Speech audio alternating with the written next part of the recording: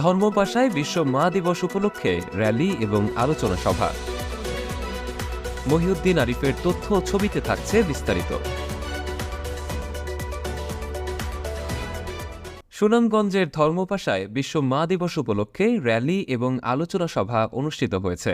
দিবসটি উপলক্ষে উপজেলা প্রশাসন এবং উপজেলা মহিলা বিষয়ক কর্মকর্তার কার্যালয়ের উদ্যোগে রোববার সকাল 11:30টায় উপজেলা পরিষদ চত্বর থেকে বর্ণাঢ্য র্যালি বের করা হয়।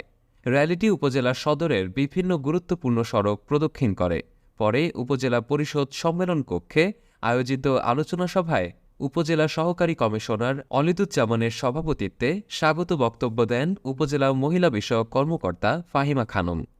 উপজেলা আনসার ভিডিপি কর্মকর্তা তৌহিদুল ইসলামের পরিচালনায় অন্যান্যের মাঝে বক্তব্য দেন উপজেলা পল্লী উন্নয়ন এবং দারিদ্র্য বিমোচন কর্মকর্তা মতিউর রহমান, যুব উন্নয়ন কর্মকর্তা আলাউদ্দিন খান, বেসরকারি সংস্থা বাড়ির সিডিও বিদ্যুৎ মাংসাং, সমকাল সাংবাদিক এনামুল হক, আমার সংবাদ প্রতিনিধি এম এ রেজা পহেল, খোলা কাগজ সাংবাদিক মহিউদ্দিন আরিফ, এনজিও কর্মী সাদিয়া আফরিন।